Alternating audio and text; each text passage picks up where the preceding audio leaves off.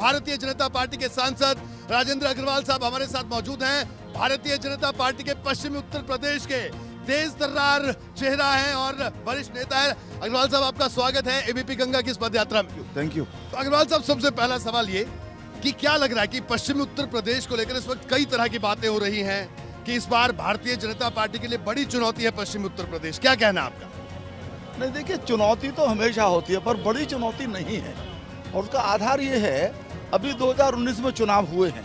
2019 के अंदर सारा का सारा जो कथित महागठबंधन था उसने जो आजमाइश की, परंतु भारतीय जनता पार्टी अपने कार्य के दम पर, अपने नेतृत्व के दम पर, अपने कार्यकर्ताओं के दम पर चुनाव के अंदर गई और हमने 64 सीटें जीती, आसानी से जीती। नहीं अग्रवाल साहब, अब देश के पास में एक सवाल है। बिल्कुल राजन जी, आपने अध्ययन की बात कही, लेकिन इस वक्त जो सियासत चल रही है उसमें तो अखिलेश यादव ये कह रहे हैं कि भाजपा वालों का अध्ययन करने की जरूरत है, क्योंकि जो राष्ट्रवाद था उसमें जिन्ना का बहुत बड़ा योगदान था, आज़ादी की लड़ाई में योगदान था, आप लोग नकार रहे हैं। अब यही बात समझ में आती है कि जिन्ना को वो देश की आज़ादी से जोड़ करके देखते हैं, जिन्होंने देश को बंटवा दिया, जिन्होंने, अब देखिए, डायरेक्ट एक्शन डे की जो उन्होंने कॉल की थी, 5 दिन तक कोलकाता में, नोआखाली में जो कुछ हुआ वो देश का, दुनिया का, मानवता की दृष्टि से काला अध्याय है। अध्ययन किसका कमजोर है? निश्चित रूप से अखिलेश जी का। उन्हें पता ही नहीं है कि सरदार पटेल, जिनके कारण से आज देश ये एकजुट होकर खड़ा हुआ है, और उन्हीं के जन्मदिन के मंच के ऊपर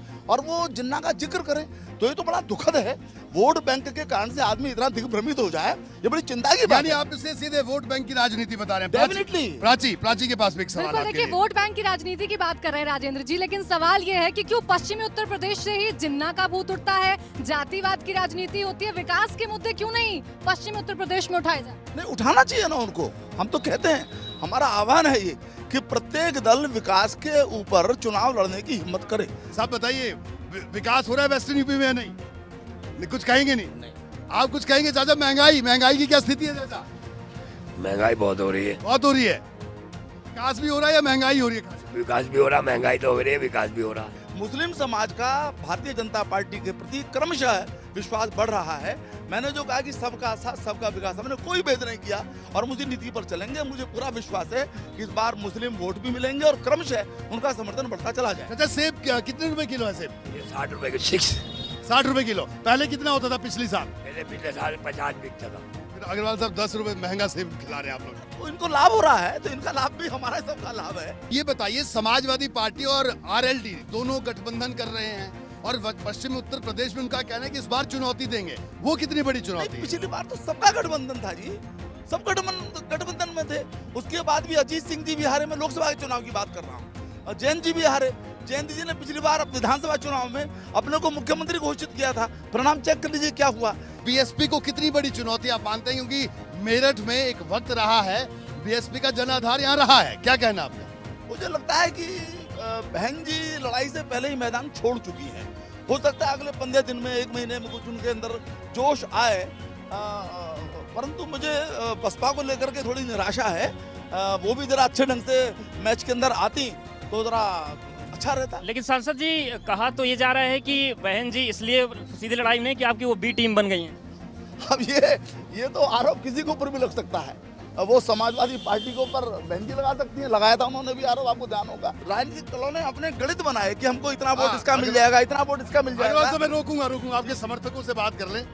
क्या लग रहा है कि जिस तरह से अग्रवाल साहब दावा कर रहे हैं कि वापसी होगी बीजेपी की, है कोई? इंशाल्लाह पूरी तरीके से वापसी होगी। समाजवादी पार्टी कॉन्फिडेंट है, वो कह रही खदेड़ा हो बे। वो कॉन्फिडेंट नहीं है, वो डेस्परेट है। आदमी जब डेस्परेट होता है तब इसी प्रकार की बात करता है। मुझे पता है, मुझे अपने बचपन की बात पता। हमको जब डर लगता था किसी जगह पर, तो हम हल्ला मचाते हुए जोर जोर से दौड़ते थे।